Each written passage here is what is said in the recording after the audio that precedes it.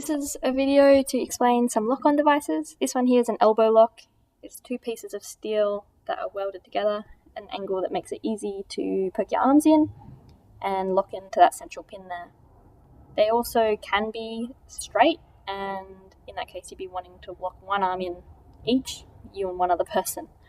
So they're used to stop you from being taken out of an area as quickly because they force police to cut you out.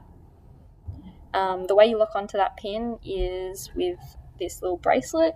So there's like a dog clip from a lead on one end, which you operate with your hand, and then your wrist actually goes through the cable loop that's attached to that clip.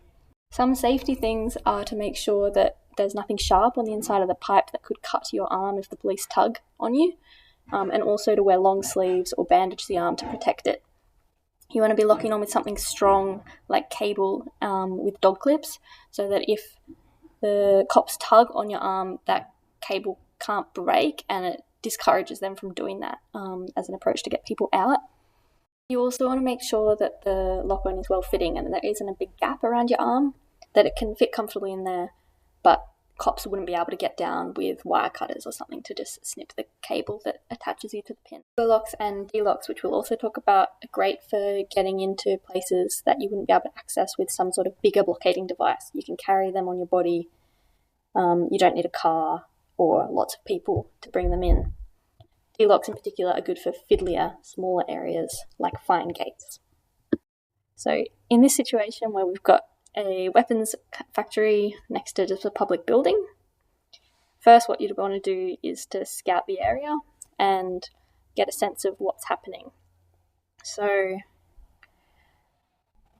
you want to not be too obvious while you're scouting. Think about where you're going to be in the space, if there's other people around. You don't want to tip off the area, I suppose, to the fact that you're going to do something, but you do want to get a good sense of the measurements of the place, how are you going to access it, what sort of volume of devices you're going to need to block access to the space if that's your objective, what the different entrance points are, how many there are, what the cameras are in the area, and any real good opportunities for you to lock on and cause some disruption. So obviously some cameras in this spot, but there's also this great lock-on possibility up top around those awnings of this office here and this gate. Let's talk through doing a simple elbow lock. What you'll need is someone to lock on, your lock itself. Maybe you need something to access the lock-on place, some messaging, and something to keep your arrestee comfortable. Your bunny, we'll call them. So using a lock-on in a situation like this can really extend the amount of time that you're disrupting a place, and using a ladder to get higher up might mean that you're actually in the lock-on situation for a lot longer because police can take a while to get to you. Moving on from elbow locks, if we have a look at D-locks, you will still need to be locking onto something.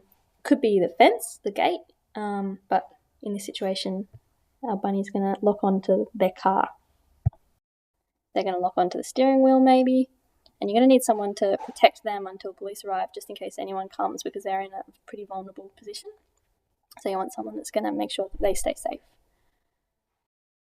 I mean, you'll probably need more people than what's actually shown in this little simulation, but again, relatively small teams. So this is a good low capacity action where you want to actually disrupt and stay in position blocking a business or an industry for longer than what you could do without some devices. You've got messaging on show and it's fairly visually interesting, so it's a good chance to get some media. So now go through how police might get you out of these situations. Once they arrive, they're potentially going to arrest other people that were involved in the setup, so good to think about how you're going to protect those people, whether they'll be absent or in a bit of a crowd. Then they're going to get some stuff to start to remove people from the situation. So for someone up high, they might need to get this cherry picker, and for both the D-lock and the elbow lock, they're going to need to be removing people with some sort of angle grinder or cutting machine where they carefully cut you out with some protective equipment on. So worth being prepared for a bit of sparks, noise, heat, this sort of intense sensations if you're locking on. So with lock-ons, you want to understand your attachment point well and know that the cops aren't going to be able to just slide you off. So think twice about what you're locking onto. And anything that's higher up is likely going to last a bit longer than something that's on the ground because the cops have this added dilemma of getting up there. You want to make sure that the person locking on is prepared to have their arms in this device for multiple hours. But also the reason to use these dog clips is that if the person needs to for any reason, they are able to unlock.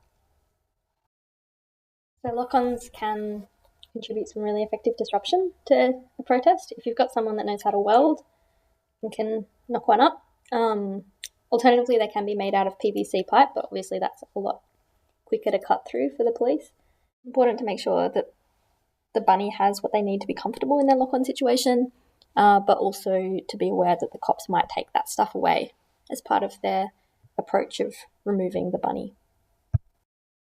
They're pretty versatile lock-ons. They can be used to attach to gates, to attach yourself inside a factory, inside an office, lock on to big equipment. They're a simple device that's being used by lots of social movements to add disruption to actions